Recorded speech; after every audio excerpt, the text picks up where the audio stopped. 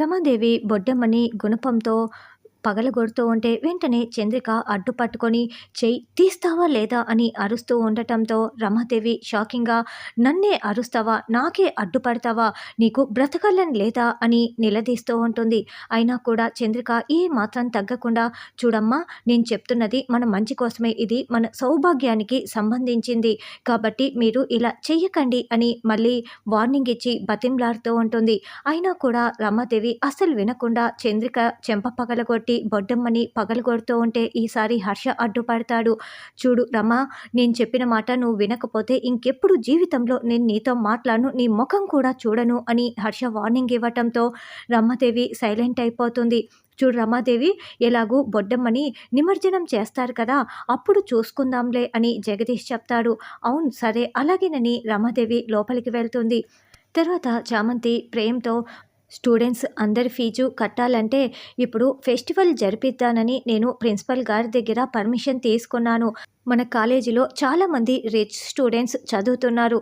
వాళ్ళ పేరెంట్స్నే మనం ఫెస్టివల్కి రమ్మని ఇన్వైట్ చేద్దాము. అలాగే స్పాన్సర్స్ అందించే వాళ్ళని కూడా వాళ్ళనే వెతికి పెట్టమందాం. ఎందుకంటే వాళ్ళు బాగా డబ్బున్న వాళ్ళు కదా, వాళ్ళకి చాలామంది తెలిసి ఉంటారు అని చామంతి చెప్పటంతో అవును చామ్, నీ ప్లాన్ చాలా బాగుంది, అలాగే చేద్దాము అని ప్రేమ్ అంటాడు.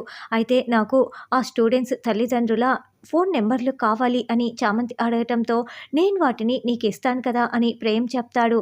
తర్వాత నిషా రమాదేవికి ఫోన్ చేసి ఆంటీ, అది రిచ్ స్టూడెంట్స్ పేరెంట్స్ దగ్గరికి వెళ్ళి స్పాన్సర్లను వెతుక్కోవటానికి వెళ్తోంది. దాని చేతికి ఫోన్ నెంబర్లు కూడా పోయాయి. మీరే ఎవ్వరు ఒక్కరంటే ఒక్కరు కూడా స్పాన్సర్షిప్ ఇవ్వకుండా అడ్డుకోవాల్సిన బాధ్యత మీదేనని నిషా చెప్పడంతో నేను చూసుకుంటానని రమాదేవి అంటుంది.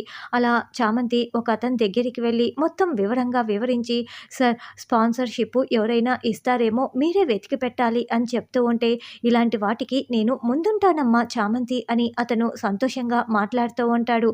అప్పుడే రమాదేవి దగ్గర నుంచి ఫోన్ కాల్ రావడంతో అతను అలాగే అలాగే అని ఊకొడుతూ ఫోన్ పెట్టేసి ఇక చామంతికి ఇవ్వనని చెప్తాడా అన్నది రానున్న ఎపిసోడ్లో తెలుసుకుందాం.